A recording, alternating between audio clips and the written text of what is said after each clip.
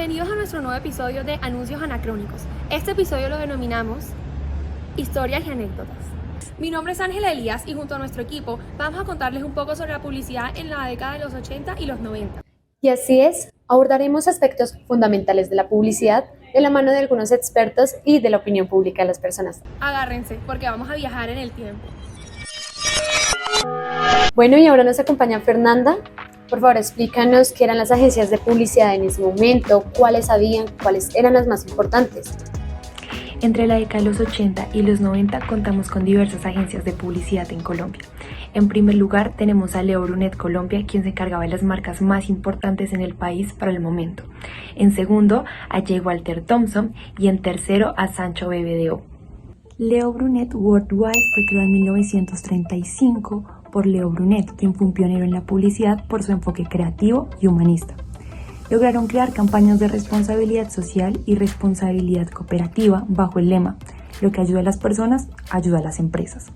Adicional, contaron con equipos último modelo y entender la palabra cultura en la sociedad colombiana y cómo esta podía influir en la publicidad fueron claves para ser una de las mejores agencias en Colombia. Destacó por trabajar con 4 grandes marcas: Avianca, Comcel, Milo y Chevrolet. El local ha ganado en varias ocasiones premios El Dorado en diferentes categorías y en diferentes ocasiones, donde se premia la creatividad de las agencias publicitarias. También se destaca premios Nova, donde la Asociación Nacional de Anunciantes los ha premiado por considerarse una de las mejores agencias a nivel país y llevar las marcas a niveles exitosos.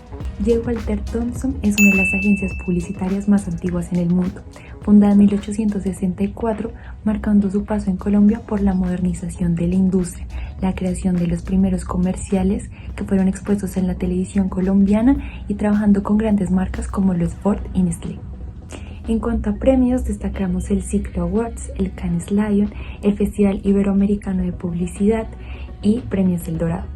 Una de sus mayores campañas exitosas ha sido el posicionamiento de la marca Colgate a nivel mundial y también la promoción de campañas de salud mediante publicidad. Finalmente tenemos a Sancho BBDO, una de las agencias más exitosas de Colombia y de América Latina. Fue fundada en 1944 por José Antonio Sancho para después pasar a ser parte de la red BBDO de una de las agencias publicitarias más exitosas y prestigiosas del mundo. Ha sido reconocida por diferentes premios como el Cannes Lions o el Clio Awards. Sus campañas se basan en la promoción de salud, educación y derechos humanos, y sus mayores trabajos han sido con marcas como PepsiCo, Bayer y Visa. Bueno, pero ¿qué se estudiaba en los 80s? O sea, ¿cuál era ese concepto epistemológico? Adelante, Daniela. En la década de los 80 en Colombia, la publicidad se estudiaba bajo un enfoque que combinaba varios aspectos teóricos y prácticos, influenciados por las tendencias globales y las particularidades del contexto socioeconómico y cultural del país. La primera de ellas, la comunicación y la semiología. Como Ronald Barthes y otros teóricos de la semiología eran influyentes, se exploraba cómo los mensajes publicitarios construían significados y cómo estos son interpretados por la audiencia. Segundo, la psicología del consumidor. Se trataba acerca de cómo entender al consumidor, lo cual era bastante fundamental para comprender los comportamientos, los deseos y las necesidades de las personas. El tercero, la sociología de la comunicación, lo cual analizaba desde una perspectiva sociológica, considerando cómo los mensajes publicitarios reflejan y afectan la cultura y la sociedad.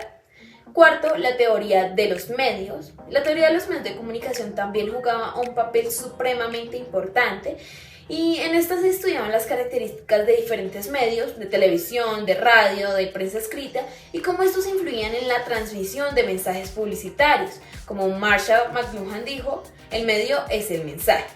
Quinto, la creatividad y la estrategia publicitaria. El desarrollo de la creatividad y la estrategia publicitaria era otro pilar fundamental, en donde hacía parte la gráfica, la producción audiovisual, y era esencial para captar la atención del público. El sexto, el marketing y el comportamiento del mercado. Ya sabemos que la publicidad estaba estrechamente ligada con el marketing, lo cual se debe posicionar la marca, un análisis de competencia, etc. Séptimo, la ética y legislación publicitaria, en donde se abordan aspectos éticos y legales de publicidad y también se regulaban cómo se seguía para evitar la publicidad engañosa. A partir del concepto epistemológico, el estudio de la publicidad en los años 80 se caracterizaba por tener un enfoque interdisciplinario, lo cual integraba varios conocimientos como la comunicación, la psicología, la sociología y el marketing. También la contextualización, un entendimiento de que la publicidad está profundamente influenciada por el contexto cultural, social y económico en el que se desarrolla, y este contexto debe ser analizado para crear campañas efectivas. Y este enfoque epistemológico refleja la visión amplia y la crítica de la publicidad, buscando no solo la eficacia en la práctica, sino también una comprensión profunda de su rol en la sociedad y su influencia en las estructuras sociales y dinámicas. Ahora les contaremos un poco más sobre la publicidad de los servicios públicos, tales como la educación, la medicina, entre otras. A continuación, un experto nos contará más sobre el tema. Bueno, pues yo creo que aquí hay que pensar en algo, y es que obviamente la historia de la comunicación o la historia de los medios de comunicación está ligada a la publicidad, la historia de la publicidad. ¿Por qué? Porque desde el principio las personas han tenido necesidades, desde el principio se pueden ofrecer servicios o productos, y dentro de esos servicios también está el tema del cuidado personal, de la seguridad, de la tranquilidad. Entonces, si bien hay cosas que son buenas para la salud, o si bien hay cosas que son buenas para los ciudadanos, el gobierno, el Estado, las autoridades descubrieron que, como la gente escuchaba mucho radio, podían tener poder hacer mensajes claves de prevención de salud, de vacunación, de seguridad, etc. Seguramente les habrán hablado en clase del proyecto de Radio Sutatensa.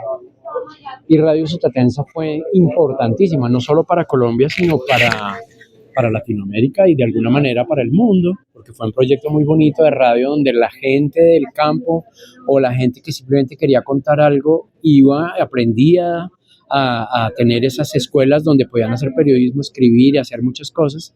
Y entonces, a través de Radio Sutatensa, que era muy escuchada, tenía mucha cobertura, llegaba a muchas partes, llegaba al campo, pero también llegaba a la ciudad, empezaron a grabar mensajes, lo que llaman de corte institucional, o digamos cosas relacionadas con el gobierno, con la seguridad, con la alimentación, por ejemplo, campañas de vacunación, ¿cierto? Entonces ya no lo llamaríamos directamente exactamente ofrecer un producto o un servicio, sino lo llamamos campañas de interés social, ¿cierto? O lo llamamos campañas o mensajes de lo que llaman código cívico.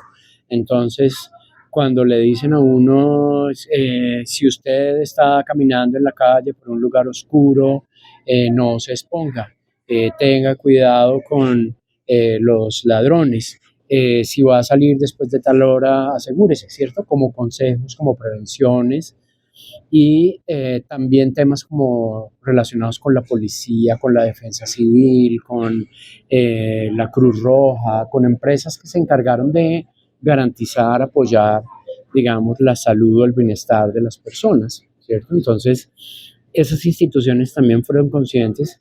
Nosotros podemos hacer mensajes y podemos decirle a la gente que se sienta tranquila, ¿cierto? O, por ejemplo, el caso concreto de la Cruz Roja. La Cruz Roja colombiana, que además ustedes no sé si saben en dónde nació, pero la Cruz Roja nació en la Segunda Guerra Mundial, cuando había heridos. No importaba de qué bando fueran, ellos fueron un equipo que fue a socorrer eso. Lo que nos interesa es mantener viva a la gente, ¿sí? Atendemos al que sea, así sean enemigos, no nos importa. O sea, la Cruz Roja no tiene bandera.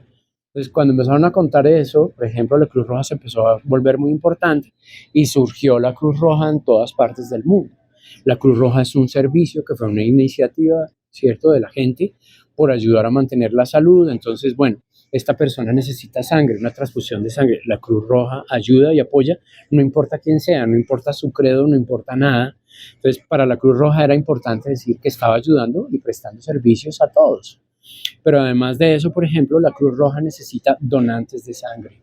Entonces ellos empezaron a recordarle a la gente que era importante donar, que si ellos hacían donaciones a la Cruz Roja podía ayudar a garantizar la vida y la salud de muchas personas, no solo en las guerras, sino en los hospitales o en cualquier catástrofe, ¿de acuerdo?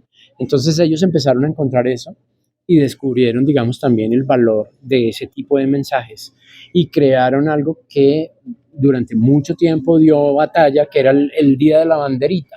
Pues la banderita era que durante un día en todo el país pasaban con unas alcancías y tú podías meter billetes o monedas y recogían dinero para apoyar a la Cruz Roja y que la Cruz Roja pudiera socorrer a más personas, por ejemplo. Entonces esto es muy de carácter social, o sea, ellos no son una empresa ni se quieren hacer millonarios, no, están prestando un servicio social para la gente, ¿cierto? Vacunas, que la gente se vacune, que la gente recuerde que hay que vacunarse. Entonces empezaron a grabar mensajes en radio y luego en la televisión. Entonces que los niños deben completar su esquema de vacunación, que lo pueden hacer en tal parte, ¿cierto? Antes existían los centros de salud. Entonces, bueno, y si yo necesito vacunarme, ¿de dónde me van a vacunar? Vaya a la Cruz Roja o vaya no sé dónde. Pues esos mensajes informativos empezaron a generar, digamos, que la gente se enterara o se informara de cosas que eran necesidad para su vida. Y por eso la radio y los medios de comunicación se volvieron tan importantes, tanto la radio como la televisión. ¿De acuerdo? Yo diría que lo que es la televisión hoy no lo sería si la radio no hubiera estado antes, si la radio no hubiera estado ahí. Y lo que te digo, el primer sentido que se desarrolla es el del oído. No podemos menospreciar lo sonoro. Si uno cierra los ojos, se puede enterar de muchas cosas. Es más, cuando estás escuchando algo, si cierras los ojos, puedes escuchar con mayor profundidad y puedes distinguir los diferentes sonidos que hay, la distancia a la que están, muchísimas cosas. Entonces, si tú ves algo audiovisual, quítale lo sonoro. Es muy pobre ver un documental o una película solo imágenes, como que no entiendes.